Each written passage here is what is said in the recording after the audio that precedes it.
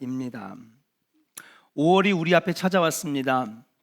5월은 병풍의 난초도 꽃피는 계절이라고 해서 여러분 가장 푸르른 계절 5월이라고 말씀드릴 수 있습니다. 그래서 늘 푸르게 행복하라고 5월을 가정의 달로 정했습니다. 가정의 달을 맞이해서 무슨 설교를 할까 굉장히 고민을 했습니다. 원래는 제가 준비했던 설교가 따로 있었는데 가정의 달 설교를 그래도 하고 5월을 시작해야 되지 않겠는가 고민을 하다가 다윗이 생각이 났어요. 다윗은 누가 뭐라 해도 이스라엘의 최고의 위대한 왕이고 훌륭한 인물이고 나라 민족을 여러 번 구원해냈던 영적 지도자인데 그 다윗이 아주 훌륭하게 자랐으니 아마도 다윗이 그렇게 훌륭하게 자란 걸 보면 그의 가정도 참 좋은 가정일 것이다. 그렇게 생각하면서 그래, 그동안에는 많은 가정들을, 성경에 나오는 많은 가정들을 많이 살펴봤으니까 이번에 한번 다윗의 가정을 한번 살펴보자. 자녀 교육 그리고 가정의 어떤 환경 또 부모의 영향이 자녀를 기르는 데 있어서 막대한 영향을 끼친다는 걸 여러분들은 아마 다 잘 아실 겁니다. 자녀 교육, 가정의 어떤 환경, 부모의 영향력이 자녀의 성장에 끼치는 비중이 아마 한 90%, 95% 이상 될 것 같아요. 그러니 다윗을 보면 그 가정이 참 훌륭할 것이다 라고 하는 가정을 가지고 시작했거든요. 이건 교육학적인 측면에서 또는 제가 공부한 심리학적이나 정신분석학적인 측면에서도 여러분 당연한 것이라고 생각하고 그 출발점으로 설교를 써내려가기 시작했습니다. 근데 말씀을 살펴보니까 다윗의 가정에 대한 이야기가 많지 않은 겁니다. 그래서 이런 자료 저런 자료들을 찾아보면서 도대체 다윗의 가정은 어떤 가정이었을까 찾아보는데 놀랍게도 다윗의 가정은 좋은 가정이 아니었습니다. 아니, 행복하지 않은 가정뿐이 아니라 저의 예상을 깨버릴 정도로 정말 참혹한 가정이 다윗의 가정이었어요. 어떻게 이런 가정에서 이스라엘의 최고의 왕이 나왔지? 자녀가 자라는 것에 있어서 여러분 막대한 영향은 가정 환경이고 부모의 영향력인데 어떻게 이런 가정에서 이렇게 최고의 인물이 나왔을까? 너무 의아해지기 시작한 거예요. 저는 오늘 저와 함께 이 가정의 달을 맞이하면서 특별히 어린이 주일을 맞이하면서 어떻게 해서 주님의 귀한 자녀 이스라엘을 몇 번씩이나 건져낸 지금도 이스라엘 사람들에게 가장 위대한 인물이라고 추앙받고 있는 다윗이 이 가정에서 나왔을까? 함께 알아보면서 은혜를 나누기를 원합니다. 오늘 설교는 포인트 설교가 아니라 스토리텔링 설교를 하기 때문에 그냥 놓치면 여러분 끝나는 겁니다. 주무실 생각하지 말고 벌써부터 딱 주무시려고 그러시면 여러분 설교를 다 놓치는 거예요. 쭉 이어나가니까. 그래서 목사님들이 이 설교를 잘 안 하려고 합니다. 그런데 여러분 우리 한번 다윗의 가정을 한번 살펴보자고요. 자, 다윗이 성경에 등장한 것은 오늘 본문 말씀에 처음 등장합니다. 사무엘이 기름을 부으러 베들레헴 이새의 집에 왔을 때에 다윗은 그 자리에 없었습니다. 오늘 말씀해 보니까 키 크고 잘생긴 7 아들들만 사무엘에게 불려갔지 어린 다윗은 그때 뭐하고 있었느냐? 들에서 양치고 있었어요.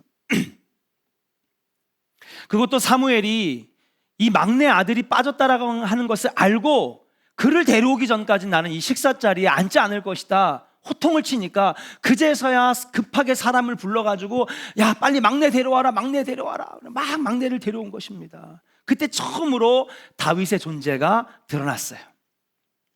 자, 양치는 다윗을 여러분 데려오라고 했지만은 왠지 오늘 말씀에 보면 아버지와 그 7 형제들은 별로 다윗에게 기대하지 않는 눈빛이에요. 자, 사무엘이 여기 뭐 하러 왔습니까? 예? 그쵸. 사울을 대신할, 사울을 패하고 이스라엘의 다음 왕을 세우기로 온 것 아닙니까? 예? 그러면 만약에 여기 베들레헴 사람들은 몰라도 이미 사무엘이 등장했다는 것만으로도 술렁일 거예요. 왜냐? 사무엘은요, 전국적인 인물이거든요. 사울이 왕이 되기 전까지는요, 그는 선지자였고 사사였으며 왕이었어요. 제사장이었습니다. 나라를 몇 번씩이나 구원해내는 이스라엘의 영웅이었습니다. 미스바 성에 아시죠? 12지파를 다 불러 모아놔서 몇 박 며칠 동안 함께 열심으로 온 민족이 기도할 때에 여러분, 예루살렘 밖에 불병거와 불말이 막 나타나가지고 블레셋 10만을 다 무찌르잖아요. 역사적인 인물이고 전국적인 인물이 나타났으니 베들레헴이 들썩이죠. 근데 보니까 어느 집에 간대? 이세의 집에 간다니까. 야, 뭔가 대단한 일이 벌어지려나 보다. 아버지도 잔뜩 기대에 부풀었습니다. 야, 아들들아, 야, 사무엘 선지자가 오니까 뭐 대단한가 보다. 너 빨리 목욕하고 머리 자르고 로션 바르고, 예, 머리에 스프레이 뿌리고. 아유 주여. 예.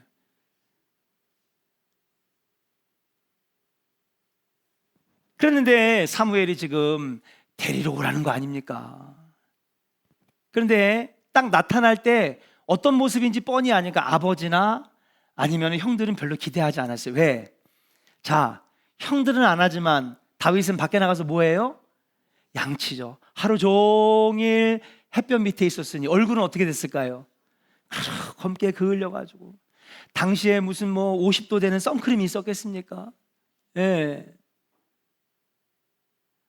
검게 그을리고 피부는 거칠고 갈라졌고 양들하고 막 뒹구니까 여러분 온몸에서 그냥 양과 그냥 염소의 그냥 그런 냄새들이 그냥 몸에 배어 있어. 그 다리에 오니 이렇게 빼어 입고도 이렇게 용모를 단정하게 해도 사무엘이 그냥 다 지나쳤는데 오늘 읽으셨잖아요. 엘리압을 보고 그냥 아니다 지나치고, 산마를 지나갈 때도 그냥 지나가고 7 아들들을 그냥 다 지나가는데 하물며 꾀죄죄한 이 다윗을 보면서 사무엘이 눈길 한 번 주겠느냐.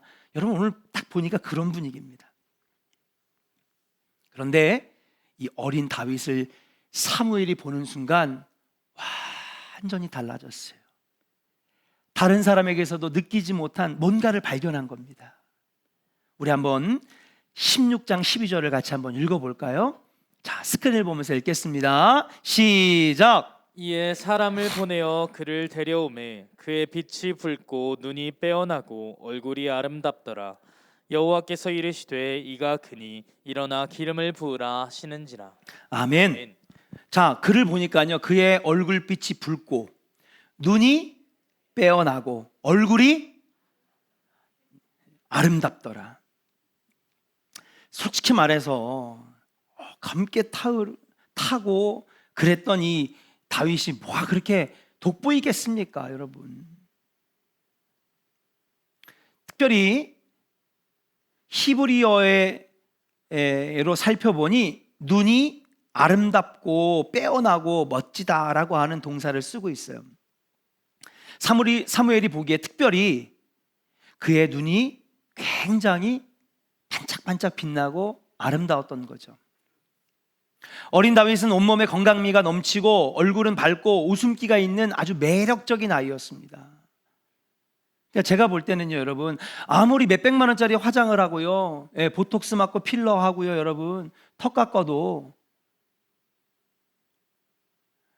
밝은 얼굴, 긍정적인 표정, 밝게 빛나는 눈을 이길 수 없어요. 우리 옆 사람 한번 봅시다. 빛나요? 자, 사장님 이거 하면 안 되지. 자, 남자한테는 잘생기셨습니다. 여자한테는 아름답습니다. 시작. 아름답습니다. 아우, 이제 이뻐 보여요, 우리 성도들이. 이뻐 보여요. 여러분, 아이들을 보면요, 눈을 보면 알아요. 이 아이가 사랑받고 자란 아이인지, 예?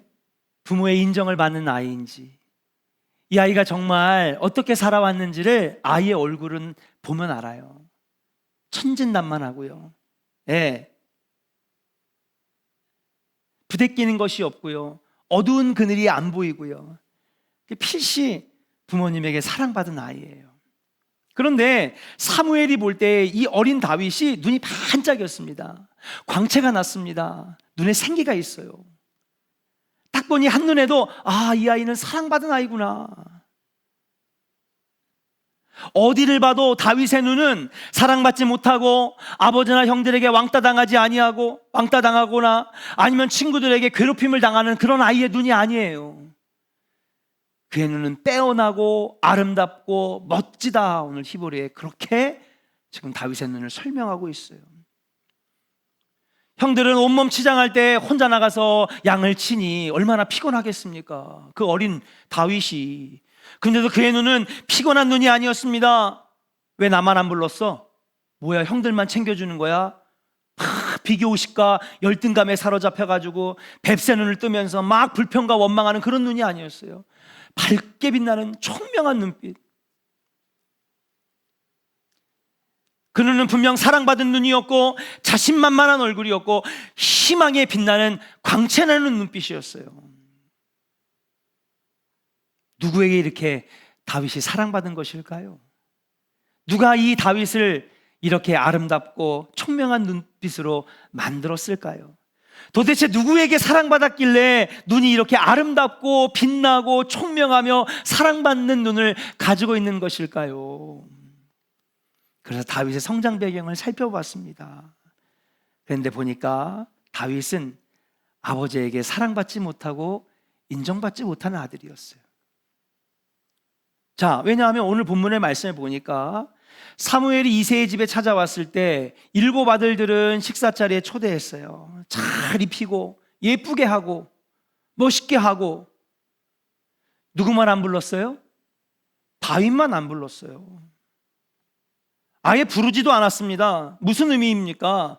아버지가 이 막내 아들 다윗을 위대한 선지자 사무엘에게 선보이기에는 어쩌면 부끄러웠을지도 모르고 이 아들을 떳떳하고 자랑스럽게 여기지 못했기 때문에 아들 안 부른 거 아닙니까?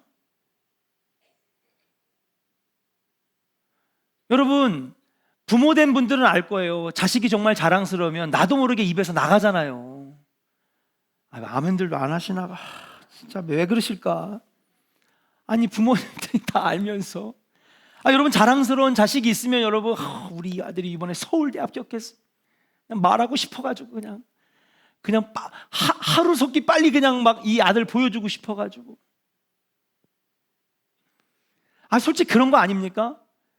예, 자랑스럽고 그리고 떳떳하고 그리고 사랑스러운 자식이 있으면 여러분 다른 사람에게 소개하고 싶은 건 당연한 거예요. 우리 아들이 있잖아, 우리 딸이 이번에 그러면서.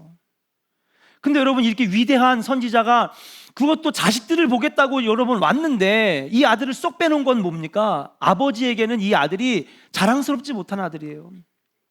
또 다윗은 아버지에게 인정받지 못했다라고 하는 것을 반증하는 것입니다. 아버지의 눈에는 아직 떳떳하고 의젓한 아들이 아니었던 것입니다. 자, 그러면 형들을 한번 살펴봤어요. 그랬더니 다윗은요, 형들에게도 사랑받지 못했어요. 여러분, 이 이야기를 잘 알 겁니다. 아버지의 심부름으로 전쟁터에 나가 있는 형들에게 뭘 갖다 주러 갑니까? 도시락을 갖다 주러 가는 이야기 여러분 잘 아실 겁니다. 그런데 큰형 엘리압이 다윗을 보고 이렇게 말하는 거예요. 한번 같이 읽어볼까요? 스크린을 보면서 읽겠습니다. 사무엘상 17장 28절 29절 함께 읽겠습니다. 시작. 큰형 엘리압이 다윗이 사람들에게 하는 말을 들은지라 그가 다윗에게 노를 바라여 이르되 내가 어찌하여 이리로 내려왔느냐? 들에 있는 양들을 누구에게 맡겼느냐? 나는 내 교만과 내 마음의 완악함을 아노니 내가 전쟁을 구경하러 왔도다. 다윗이 이르되 내가 무엇을 하였나이까? 어찌 이유가 없으리이까 하고. 아멘. 자, 28절에 보니까 뭐라 그러는 거예요?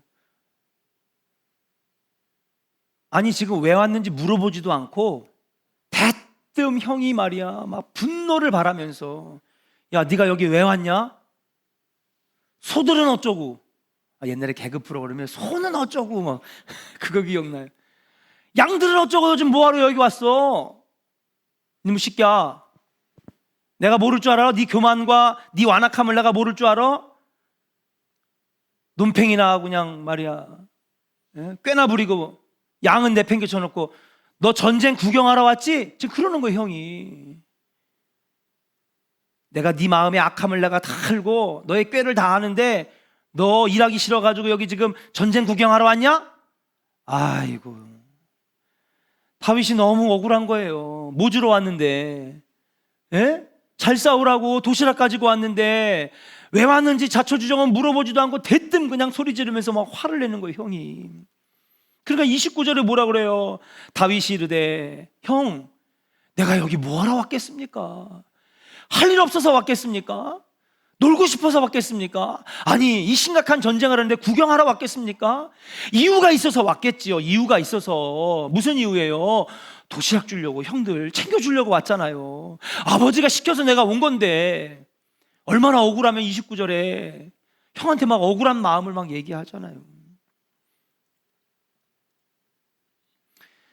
형들을 사랑해서 아버지의 심부름으로 그 먼 데까지 도시락 하나 들고 와가지고 형들 먹이려고 왔는데 기껏 한다는 소리가 막 자기한테 삿대질이나 하고 멸시나 하고 조롱이나 하고 저주나 퍼붓는 형을 보면서, 이 장면을 보면서 다윗이 형들에게 사랑받지 못했구나, 인정받지 못했구나. 자, 형제는 그렇다 쳐도 부모가 자기 아들을 멸시하는 것은 선뜻 이해하기가 어렵습니다.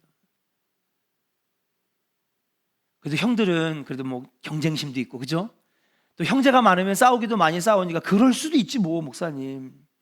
우리 때는 다 그랬어요. 7명 8명 나가지고 다 그렇게 자랐어요. 그냥 부모님은 안 그렇잖아요.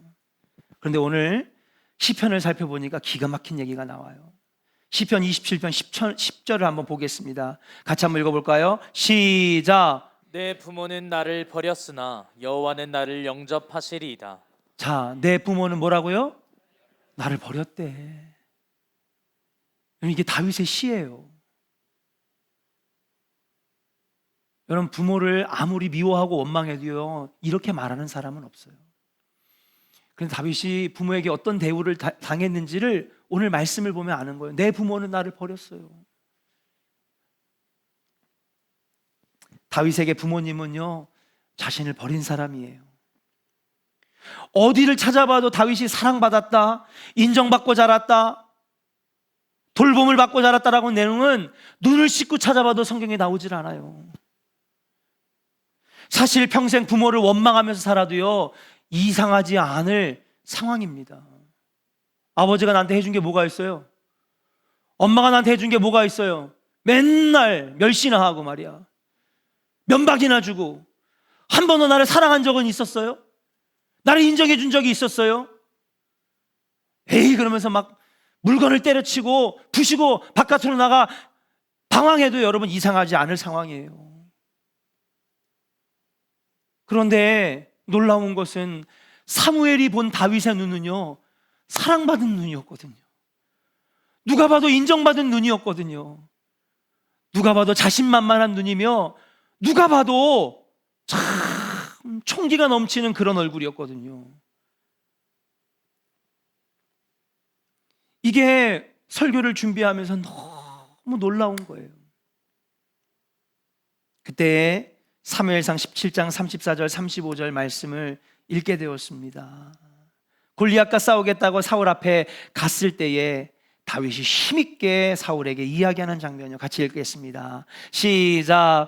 다윗이 사울에게 말하되 주의 종이 아버지의 양을 지킬 때에 사자나 곰이 와서 양떼에서 새끼를 물어가면 내가 따라가서 그것을 치고 그 입에서 새끼를 건져내었고, 그것이 일어나 나를 해하고자 하면 내가 그 수염을 잡고 그것을 쳐 죽였나이다. 아멘. 그렇습니다. 어린 나이에 다윗은 지금 이에 아마 징집되기 전이니까 한 16살 요쯤 됐을 거예요. 예. 근데 사실 16살이 되면 그래도 어른스러워지지 않습니까? 체구도 커지고. 근데 아직은 군대에 입대할 수가 없는데 이 어린애가 싸우겠다고 지금, 그것도 누구랑? 골리앗과 싸우겠다고 하니까 사울이 막 비웃는 거예요. 그러니까 사울 앞에 아주 그 총기 있는 빛나는 눈으로 왕 앞에서 분명하고 정확하게 얘기하는 거예요. 왕이시여, 주의 종이. 자기를 지금 뭐라고 얘기하는 거예요? 주의 종이라고 얘기하는 거예요. 주의 종이. 여러분, 호윤이가 와가지고 할머니 김정 권사님한테 주의 종이, 상상해 보세요, 여러분. 어린애가 와가지고 주의 종이.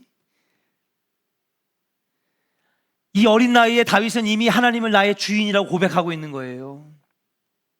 자신은 주의 종이라고 하는 거예요.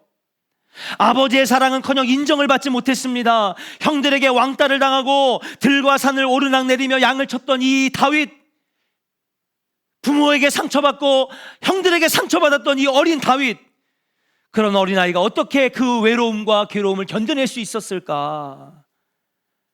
그것은 주님이 함께 하셨다라고 하는 것이에요. 그가 고백하잖아요. 나는 주의 종입니다. 그리고 그 다음에 이어지는 말씀에서 뭐예요? 아버지의 양을 지킬 때에 나는 아버지의 아들이 아니라 하나님의 종입니다. 하나님이 먼저 나오잖아요. 외로움과 고난과 생활의 고됨을 어떻게 이겨냈느냐? 하나님과 함께 이겨냈다는 거예요. 주님이 힘주심으로, 주님이 나를 인도해 주심으로 내가 이 외로움과 괴로움과 어려움과 고단과 이 피곤함을 내가 이길 수 있었다라고 하는 사실이에요.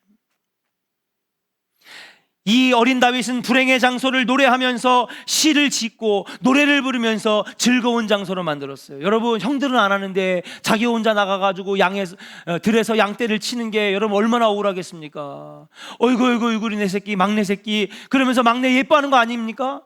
근데 이 집은 거꾸로 됐어요. 막내를 들판에다 갖다 내보내고. 억울한 거 아닙니까? 여러분, 들판에서 양치고 오늘 보니까 뭐라 그래요? 예?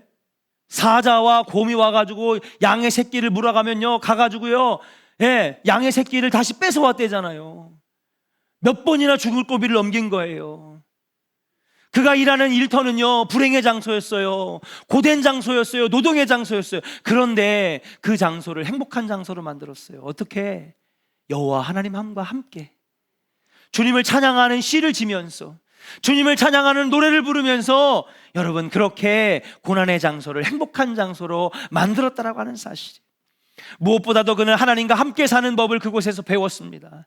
그는 하나님이 함께 하시면 못할 것이 없다라고 하는 굳센 믿음을 경험했다라고 하는 사실이에요.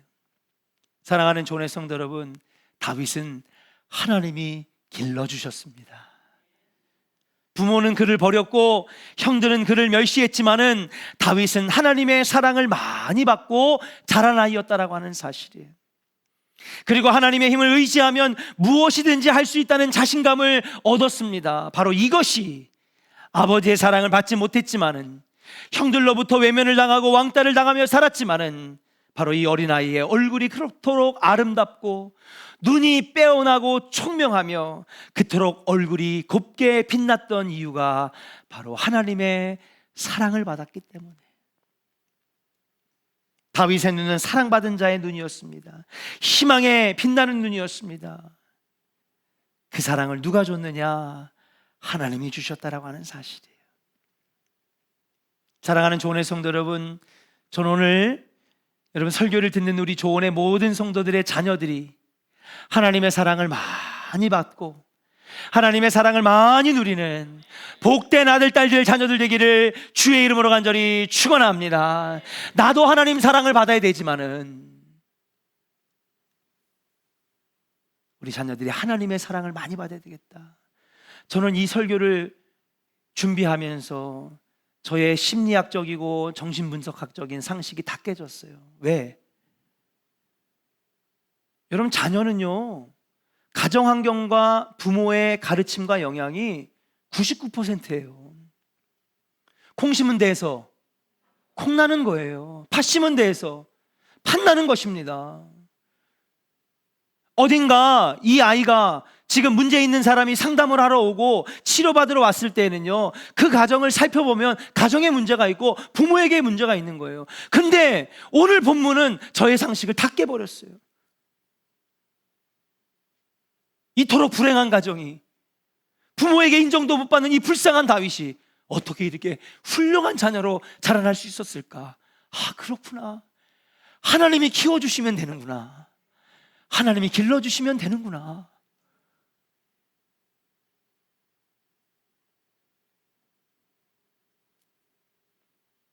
저의 자녀, 여러분들의 자녀, 여러분들의 후손이 300만 원짜리, 400만 원짜리, 여러분 비싼 학원에 못 보내더라도, 명품 옷은 못 입혀줘도, 좋은 것에 데려가지는 못해도, 세상의 그 어떤 자녀들보다 하나님 사랑 많이 받는 자녀들 되시기를 주님의 이름으로 간절히 축원합니다. 자, 그렇다면 오늘 다윗이 하나님을 알았어요. 하나님을 믿는 믿음을 얻었어요. 하나님과 함께 자라났습니다. 그렇다면 누군가는 이 어린 다윗에게 하나님을 알게 했을 거 아니에요. 그렇지 않습니까? 여러분, 아무도 알려주지 않는데 하나님을 아는 사람이 어디 있어요? 그렇잖아요. 제가 일부 예배 때 박삼미 권사님 처음 하나님 알려준 사람이 누구였더니 민경래 권사님이에요. 그러더라고요. 누군가는 그에게 하나님을 심어줬고 교회로 인도했고, 여러분 예배의 자리로 인도했기 때문에 하나님 안 것 아닙니까? 그럼 도대체 이 어린 다윗에게 누가 하나님을 알려줬을까? 아버지가 알려줬을까? 눈 씻고 찾아보다 아버지는 아닌 것 같아. 형들이 알려줬을까? 형들도 아닌 것 같아. 그러면 딱 제 마음속에, 아니 그러면 들에 나가서 혼자서 양치느냐고 친구도 없었을 텐데 이 어린 다윗이 학교를 다녔겠습니까? 학교는커녕 학교 근처도 못 가봤을 거야 아마. 왜? 아버지가 맨날 일 시켰으니까. 교육도 제대로 못 받았어요 다윗은. 그럼 도대체 누가 이 다윗에게 하나님을 알려줬을까? 생각해 보니까 남은 사람은 누구밖에 없어? 예? 엄마밖에 없는 거예요. 엄마밖에. 그래서 엄마를 또 찾아보기 시작했어요. 아, 이번에 참 찾기 힘들었어요. 예, 엄마를 막 찾는 거예요. 다윗의 어머니의 기록이 어디 있을까? 여러분 사무엘 상하를 아무리 뒤져봐도 어머니는 안 나와. 처음부터 끝까지 한 번도 나타나지 않습니다. 여러 가지 추측이 저 안에 제가 생각이 나. 아, 엄마가 일찍 죽었나? 아니면 이 아이는 사생아인가 보다. 예? 어디서 딴 데에서 정실 부인이 아니라 딴 데에서 애를 낳아가지고 했는데, 예, 자기의 핏줄인 아들이 태어났으니 핏줄을 이으라고 이 아이를 데려왔나 보다. 그러니까 제 생각에 그러니까 사무엘에겐 보여주기 싫은 거예요. 떳떳하게 얻은 아들이 아니니까. 그렇지 않아요, 여러분? 반응이 없어. 제가 생각해보면 그래, 이게 떳떳하게 내놓지 못한 아들이 보니까 사생아인가 보다, 서장가 보다. 에? 별의별 생각이 다. 아무튼 여러분 어머니 없이 자란 아이예요. 그런데 추측하건대 어머니 외에는 이 다윗에게 하나님을 알려줄 사람이 없는 거야. 그런데 이런 주장을 뒷받침하는 말씀이 시편에 나오더라고요. 같이 스크린을 보면서 읽겠습니다. 86편 16절 같이 읽겠습니다. 시작. 내게로 돌이키사 내게 은혜를 베푸소서. 주의 종에게 힘을 주시고 주의 여종의 아들을 구원하소서. 할렐루야. 오늘 보니까 내게 은혜를 베푸소서, 주의 종에게 힘을 주시고, 힘들 때 아마 기도했던 기도문인 것 같아요. 그러면서 뒤에 보니까 주의 여종의 아들, 주의 여종의 아들이니까 이 주의 여종은 누구를 말하는 거예요? 다윗의 어머니를 말하는 거예요. 성경을 보면요, 아버지를요 주의 종, 아버지의 주의 남종 이렇게 하지 않아요. 아버지는 아버지지. 근데 오늘 어머니를 표현할 땐 뭐라고 그랬어요? 주의 여종이라는 거예요. 그 얘기는 뭡니까? 어머니가 한 번도 나오진 않지만 어머니는 믿음의 사람이라는 거예요? 불신앙의 사람이라고 하는 거예요? 믿음의 사람이라고 하는 거예요. 시편 116편 16절 읽겠습니다. 같이 읽을까요? 시작. 내게로, 자, 여호와여, 시작. 여호와여, 나는 진실로 주의 종이요 주의 여종의 아들 곧 주의 종이라. 주께서 나의 결박을 푸셨나이다. 아멘. 여기서도 뭐라 그래요? 주의 여종의 아들, 주의 종 기억하시고 지금 내가 결박에 묶였는데 나를 좀 풀어 주시옵소서. 주의 여종이라고 얘기하지 않습니까? 여기서 말하는 주의 여종은 다윗의 어머니가 분명합니다. 다윗은요, 여러분, 힘들 때마다 어떻게 기도했느냐? 주의 여종의 아들을 살려주세요. 주의 여종의 아들을 결박을 풀어주세요. 주의 여종의 아들을 도와주세요. 기도할 때마다 누구를 찾았어요? 어머니를 찾은 거예요, 여러분. 어머니는 내 곁에 없지만은, 어머니는 나를 일찍 돌아가셨는지 나를 버리고 갔는지 쫓겨난 건지 알 수는 없지만은 그는 늘 기도할 때마다 주의 여종의 아들을 살려주세요, 인도해 주세요, 도와주세요. 다윗은 자기 어머니를 생각할 때마다 주께서 인정하시는 사람이라고 여긴 거예요. 누구를? 자기 어머니를. 다른 사람은 몰라도 우리 엄마는 하나님이 인정하시는 사람이야. 하나님께 영광 돌리는 믿음의 엄마였어. 인정하는 것 아닙니까? 그래서 주의 여종이라고 부른 것입니다. 자신이 어려움에 처할 때마다 하나님께 주의 여종을 기억하사 그녀의 아들을 건져달라고 간구할 만큼 어머니의 믿음을 신뢰했다라고 하는 거예요. 그런 어머니가 일찍 세상을 떠난 것인지 아닌지 집을 나가는 건지 알 수 없지만 분명한 것은 다윗에게 하나님을 심어주고 믿음을 자라게 만든 장본인이 바로 어머니라고 하는 것을 우리는 알 수 있는 것입니다. 이름도 없이 살았던 다윗의 어머니는 이 삭막하기 그지없는 아버지가 멸시하고 형들이 멸시하고 그렇게 다윗을 못살게 굴었던 정말 안 좋은 가정에서 엄마는 비록 쫓겨났을진 모르지만 일찍 죽었을진 모르지만 이 가정에 믿음의 희망을 심어주셨다는 사실이. 사랑하는 조은의 성도 여러분, 여러분들의 가정에 이 하나님의 소망은, 하나님의 이 소망의 씨앗을 꼭 심기를 주의 이름으로 간절히 축원합니다. 목사님, 우리 아들 다 장가 갔어요. 목사님, 우리 딸 시집 갔어요. 다 컸는데 말 안 들어요. 당연히 말 안 듣죠. 그러나 기도하면 성령님이 역사하셔서 성령님 그 자녀들의 마음을 감동케 하시고 바뀌어지게 하셔서 다윗처럼 주의 종으로 달라진 인생을 살게 하실 줄로 믿습니다. 우리는요, 여러분, 좋은 건 못 입혀줘요. 남들처럼 300만 원짜리 400만 원짜리 강남에 있는 학원 못 보내줍니다. 그러나 우리가 할 수 있는 게 있어요. 뭐예요? 기도로 그 가정의 믿음의 씨앗을 심는 거예요. 저는 오늘 이 말씀이 저에게 얼마나 위로가 되는지 몰랐어요. 저는 그동안의 자녀들은요, 가정 환경이 어떠냐에 따라 그 인생이 달라진다고 생각했고, 그 사실은 지금도 변함이 없죠. 부모가 어떻게 키웠느냐에 따라 자녀들이 분명히 달라지는 건 변함없는 이론이고 정설입니다. 그러나 여러분, 그럼에도 불구하고 아무리 어려운 환경 속에서도 하나님이 다윗을 길러주셨던 것처럼 우리의 가정 형편이 아무리 어려워도 주님이 그 자녀를 붙잡아 주시면 위대한 다윗처럼 우리 자녀들도 그렇게 훌륭하게 자랄 수 있다라고 하는 희망을 얻는 놀라운 말씀이 되었다라고 하는 사실이에요.